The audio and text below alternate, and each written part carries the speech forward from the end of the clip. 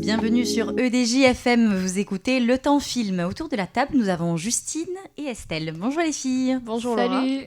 Vous êtes contents d'être ici ? Bah toujours, très, très heureuse. Un peu stressée peut-être ? Non, aucun stress. Non, ça va. Une présentatrice en or. C'est gentil. Bah alors on va commencer avec les sorties du mois d'octobre. Alors on va commencer avec Le Fil avec Daniel Auteuil.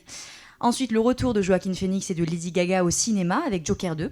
Quand vient l'automne avec Josiane Balasco et l'histoire de la célèbre Lee Miller dans Lee Miller, jouée par la talentueuse Kate Winslet. Justine, dites-nous en plus s'il vous plaît. Là où le Parisien qualifie ce film d'assez lent, sombre et psychologique, Télérama nous présente un retour de Daniel Auteuil magnifiquement exécuté.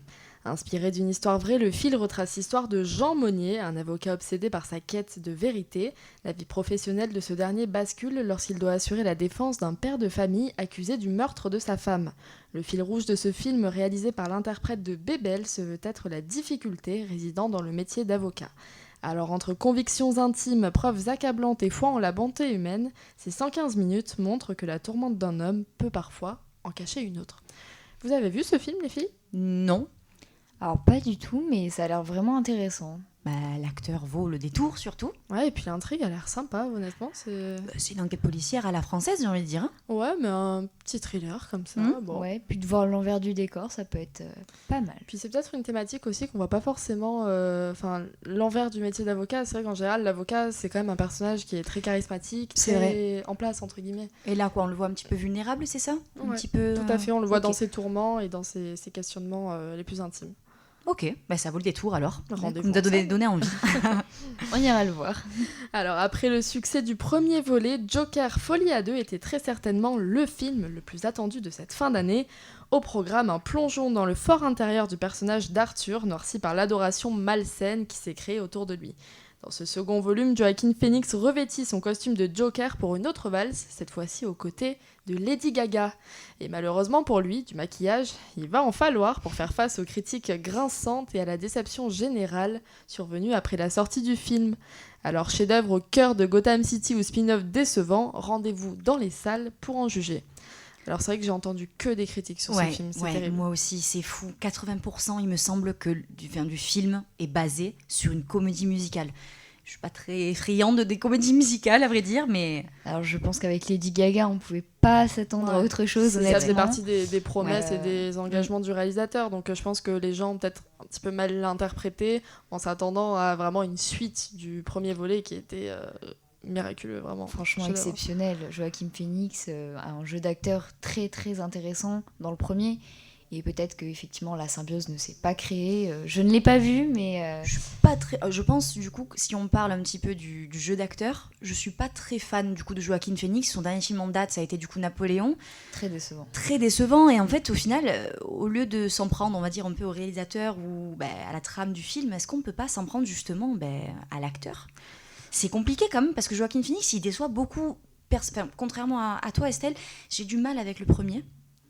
Alors personnellement, je trouve que c'est très psychologique, donc c'est peut-être un jeu d'acteur particulier que Ouais. pas tout le monde adhère peut-être à la manière dont il le joue, mais je pense que c'est surtout un acteur, il doit avoir de quoi jouer. Ouais. Et puis il y a peut-être eu aussi un contraste justement peut-être trop fort entre le premier qui était très psychologique et le Exactement. dernier qui est un Ouais. petit peu plus léger, avec beaucoup de musique, avec peut-être une Lady Gaga aussi qui apporte un petit peu de peps à un personnage qui est lui-même très, très sombre, Très lunatique. Ouais. replié sur lui-même. Donc, On va voir, peut-être ça va nous changer, ça va vous faire changer d'avis, peut-être. peut-être. Je verrai. Voilà. Quand vient l'automne est une ode au temps qui passe, signé François Ozon, visiblement inspiré en cette saison marquée par le retour des chasses aux champignons. Alors ce thriller intimiste plonge le spectateur dans la vie de deux amis, communément enfermés dans des relations familiales toxiques. Adulé par certains pour sa dimension mélancolique et pour son casting de qualité, le film est cependant visé par de nombreuses critiques dénonçant un manque d'action générale. J'ai envie de dire, c'est du François Ozon, c'est un film français, On peut s'arrêter là, je pense, du coup, c'est un film français. J'ai rien contre les films français, on a parlé du film, mais c'est compliqué quand on veut faire un bon film en France. De mon avis. Il manque souvent de l'action. Ouais. C'est vrai. Après, le casting est un petit peu, pardon d'utiliser un gros mot, mais vieillissant. On n'est Pas du tout. Enfin, je pense que déjà la tranche le public visé est un public à un certain âge. Josiane Balasco, quand même. Grande actrice. Ah, j'ai pas dit le contraire. Mais d'un certain âge quand même. Mais d'accord, ok, ça je parle vois. un petit peu plus à un public âgé. Donc, Ouais, je dirais contrairement à tous ces films américains où il y a peut-être trop d'action, justement. Là, il en manquerait. Il faudrait doser. Peut-être qu'on préférerait voir ce film plutôt que Joker au final. Après, peut-être qu'un film comme ça, sous un temps automnal et une bonne température. L'automne. Voilà, exactement. Pourquoi pas. Ok. À jamais associée à son rôle de Rose dans le Titanic, Kate Winslet signe un retour époustouflant en incarnant le personnage de Lee Miller, photographe au destin hors norme. Biopic à la narration littéraire, hors de question pour la réalisatrice Hélène Curas, bien déterminée à plonger le spectateur dans l'expérience indélébile de la guerre et de ses horreurs. Outre l'interprétation impeccable de l'actrice principale, le succès du film réside dans l'étroite collaboration avec Anthony Penrose, fils de la photographe, et très impliqué dans la reconnaissance du travail de sa mère. Alors, avis aux aficionados de films historiques, enfilez vos plus belles baskets et soyez les premiers à découvrir ce qui sera certainement un chef-d'œuvre dans le monde des biopics. Lee Miller, femme remarquable qui a fait la couverture de Vogue, Première Guerre mondiale. Exactement, Seconde Guerre mondiale. Une femme de talent. Ouais. Et on n'en entendait pas mieux, effectivement. Alors, personnellement, c'est vraiment le style de film que j'adore et je serai la première en salle, malgré mon petit désamour pour le cinéma. Justine, vous nous avez donné envie de les voir, finalement, ces films, et nous ne manquerons pas d'aller les voir. Et ça remontera peut-être là-bas. Exactement. Après, le petit problème, c'est que est-ce que les gens vont pas attendre justement un jeu de Kate Winslet semblable à celui de Rose ? Je m'inquiète pas pour elle. Semblable à celui de Rose, c'est un peu compliqué. Mais à sa personne, parce qu'elle fait tellement d'autres films. Non, mais elle fait partie des actrices qui sont vraiment ouais. associées à un rôle en particulier, donc c'est un petit peu dur de signer un retour dans un film. C'est vrai, on a du mal, parce que c'est vrai qu'une Kate Winslet, ou même Daniel Radcliffe, on a du mal à les associer à autre chose que à Harry Potter ou à Rose dans Titanic, en fait. C'est dommage. Mais le contexte étant radicalement différent, je pense que ça devrait aller. Je pense, mais bon. Petit challenge qu'ils essaieront de relever. Merci beaucoup Justine pour Merci à toi, les actus de la semaine. Passons maintenant à la critique de la semaine avec Estelle qui va nous parler d'un film en particulier qu'elle a vu il n'y a pas très longtemps. Exactement, et si vous vous demandez à quoi ressemble un Jacques Audiard sous LSD, ça donne Emilia Pérez, un drame musical français qu'on ne pourra vraiment décidément pas oublier. Avec plus de 930 000 entrées en France, la presse ne parle absolument que de ça. Soit on aime, soit on déteste, personnellement j'ai adoré. L'expérience est à ne pas manquer.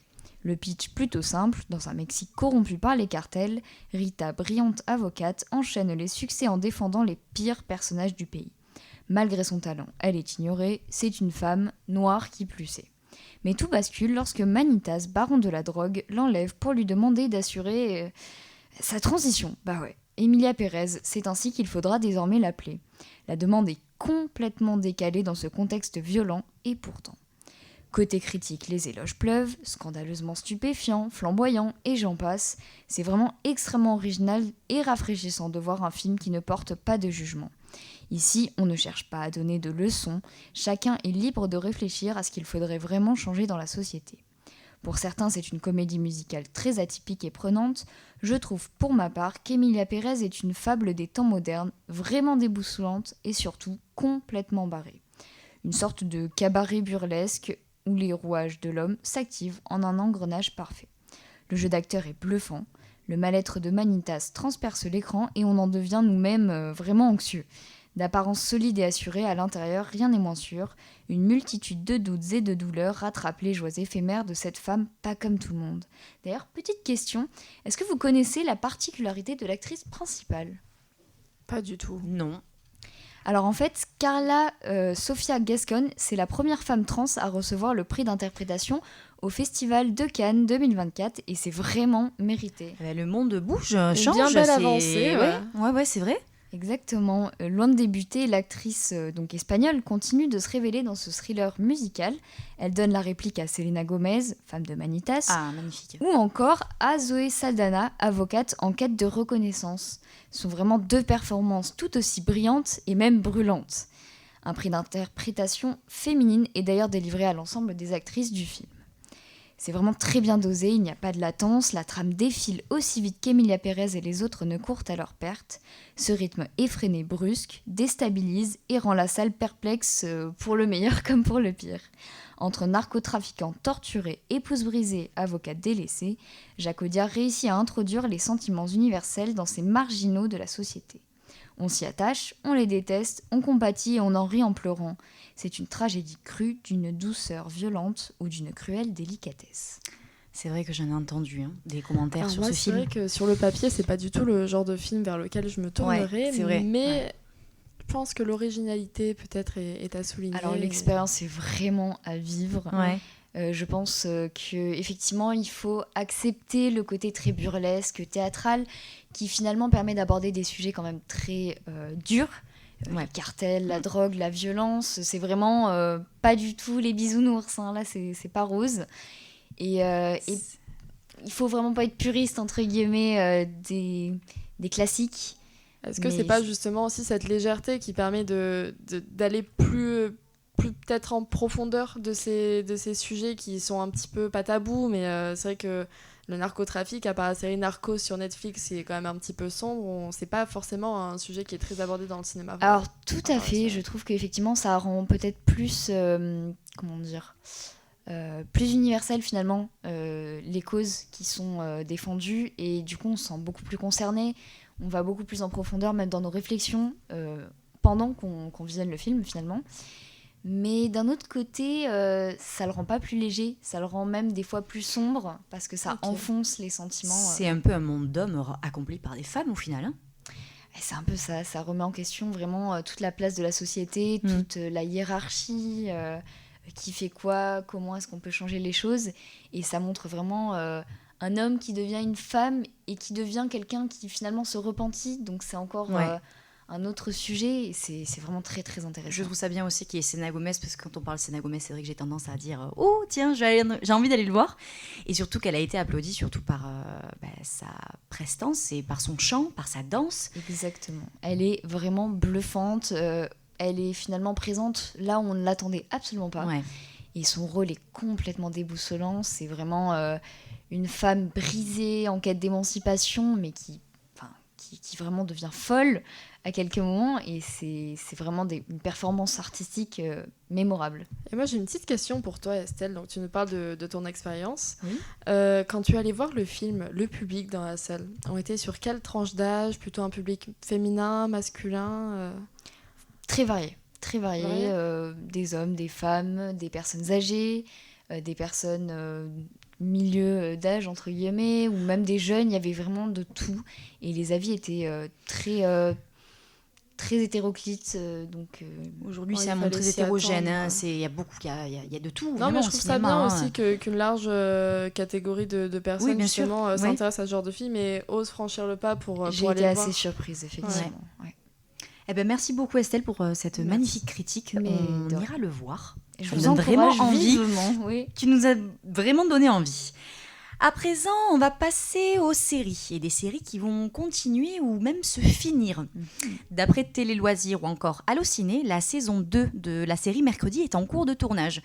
Elle a été réalisée en Irlande. La première a été tournée en Roumanie. Donc un petit peu tout prend sens au final, parce que je le rappelle, cette série met en œuvre des élèves, des marginaux avec des loups-garous, des vampires. Donc qui dit un peu tout ça, qui dit Transylvanie, un peu la Roumanie, voilà, très horreur. Attention à Dracula. Exactement. Est-ce que vous avez vu cette série? Pas du tout. Ok. Alors je ne l'ai pas vu non plus. Enfin, j'ai vu le premier épisode. Bon, c'est déjà bien. C'est déjà mieux que rien. En fait, j'ai tellement entendu parler de cette série, et il y a eu tellement d'engouement autour que ça m'a un petit peu freinée, et j'ai jamais vraiment... je comprends. Je me suis jamais dit, oh tiens, je vais regarder un épisode par curiosité. Comme une musique qu'on aurait trop entendue pendant l'été. Je suis d'accord. C'est exactement ça. Eh bien, avant même de sortir, elle bat déjà des records. Et effectivement, il s'agit de la plus grande production jamais filmée en Irlande, par son budget, bien sûr. Le Premier ministre irlandais, Simon Harris, s'est d'ailleurs rendu sur le tournage et s'y est même félicité. Il dit « Je suis ravi de voir que l'Irlande continue d'être choisie comme une destination pour les films et séries, ce qui soutient notre économie, crée des emplois, met en avant nos talents créatifs et permet de promouvoir notre pays à l'international. » Qu'est-ce que vous pensez de cela ? Alors moi je trouve que l'Irlande, c'est vrai que c'est quand même un pays qui a su garder un charme, une authenticité et un côté naturel très présent. Et je comprends entièrement le choix des réalisateurs de s'y rendre pour des tournages de films, de séries, d'un peu de tous les genres. Et je trouve ça très bien aussi pour le pays qu'il soit entre guillemets récompensé Ouais. pour son charme traditionnel. Donc, Et je trouve qu'effectivement, que ce soit au niveau des paysages ou de l'architecture, c'est vraiment tout à fait associé au thème. Je crois que ça Bien se passe sûr. dans une école, c'est ça? Exactement, Nevermore, ouais. Oui, donc effectivement, on a un peu l'univers Harry Potter, les sorciers. bois, Voilà, c'est ça. c'est ouais, très Harry Potter. En fait, c'est tout en haut, là, en fait. Ben oui, c'est vrai qu'on a vraiment et de très, très beaux décors. Des scènes des derniers films d'Harry Potter ont été filmées en Irlande sur des paysages magnifiques. C'était pas en Écosse? Il y en a eu en Irlande aussi. C'est vrai, oui, d'accord. Bon, après, il y a beaucoup de décors Oui, qui sont c'est passés toujours, tout à l'heure, que ce soit... Oui. Et c'est pas étonnant, effectivement. Et c'est pas étonnant, hein, des montagnes magnifiques, un air Aucun glacial. effet spéciaux, C'est ça, pas d'argent à fournir pour les effets spéciaux, on est bon. Et d'ailleurs, vous savez qui a réalisé cette série? Alors là, tu me poses une colle. On aurait dit Tim Burton, c'est un petit peu son Oui, style. bah voilà, quand même. On Voilà. voit un petit peu les petits décors, quand même. Le même réalisateur, donc il s'agit de Tim Burton. Mais qui de mieux pourrait créer un univers comme celui-là? Donc je le rappelle aux auditeurs, son dernier film en date était Beetlejuice le 11 septembre dernier. Et donc il a conservé la fabuleuse, talentueuse Jenna Ortega, qui est, on peut le dire, je pense, la reine de l'horreur aujourd'hui. Ah, c'est vrai que ce style lui colle complètement à la peau. Complètement. Elle a une présence, je trouve, qui C'est est vrai. vraiment remarquable. Je suis pas très fan de ce style de C'est vrai cinéma. Oui. Et pourtant, on est vite embarqué, en fait. Donc c'est... Bravo à elle. En tout cas, moi j'adore cette série et je suis très heureuse qu'il y ait enfin la saison 2. Passons à présent à un film qui clôturera 6 saisons. 6 grosses saisons. Donc ce sera un film qui clôturera cette série. La première a été diffusée en 2013. Est-ce que vous savez peut-être de quoi de quel film s'agit-il? Cette série était présente sur Netflix. Oui, elle est présente sur la plateforme Netflix, exactement. Est-ce que ce serait Peaky Blinders? Exactement, les filles. Tommy Shelby est de retour. Le film tant attendu par les fans de Peaky Blinders sortira courant 2025 sur la plateforme Netflix. Il sera la conclusion de 6 saisons qui ont rapporté 62 millions de dollars à sa première année de diffusion. Donc C'est on est en énorme. 2024. Je vous laisse un petit peu faire le calcul. Quand même 2013, il y a quand même 11 ans. Donc je vous laisse... le porte-monnaie doit peser très très Ouais. lourd. Donc le premier épisode a été diffusé en 2013. Et le tournage du film a commencé à la fin du mois de septembre. Donc c'était vraiment hier, quoi, j'ai envie de dire. Hein. Ouais, bah, Thomas Shelby est en train de... est C'est sous ça, le c'est feu ça. de ses acteurs à l'heure actuelle. On se sent un petit peu proche de lui au final. Ouais, Hein. c'est ça, on lui passe le bonjour. Mais alors, qui allons-nous conserver? Bien entendu, Thomas Shelby, joué par le talentueux Cillian Murphy. Et bien sûr, le réalisateur, le même, Steven Knight. Donc je le rappelle, Cillian Murphy, vous savez, son dernier film en date à peu près. Oppenheimer. Bien sûr, par Christopher Chef-d'œuvre à Nolan. voir. Vous avez aimé les filles? Ah, J'ai c'est adoré. Il est Incroyable. magnifique, hein. Le film de Incroyable, l'année. vraiment. Le film de l'année. Il résume tout, en Indétrônable. fait, au final, de Christopher Nolan. C'est en 2023. Hein. 2023, c'est ça. Et est-ce que vous vous souvenez quel jour il est sorti de notre film, pardon, le même jour. Barbie, le ouais. fameux Oui, Barbie Niner. exactement. Vous êtes allé Mm. voir les deux? Vous avez choisi un des deux? Exact, oui, moi j'ai vu les deux. Ouais. Pour le coup, j'ai vraiment pas aimé Barbie. C'était trop. J'aime beaucoup le rose, mais pas assez. Et Oppenheimer, évidemment, chef-d'œuvre. Et donc la série, le film vous tente pas? Le film Peaky Ouais. Blinders, tout à fait. Je pense que je serai une des premières à aller en salle. Mais il faudrait déjà que je finisse la série. Exactement. Ouais. Je Hein l'ai commencé il y a très peu de Ouais, temps. Ouais, on va donc, veiller sur ça. On va allez. veiller sur ça. Eh bien, merci beaucoup les filles. J'espère que vous avez passé un bon moment à nos côtés. On vous dit à la prochaine. Merci à toi, Laura, pour merci cette jolie beaucoup, invitation. Justine. Merci Merci, encore. À Estelle. très bientôt. C'était Le Temps Film avec Laura Cassiato, Estelle et Justine. Merci beaucoup. Salut.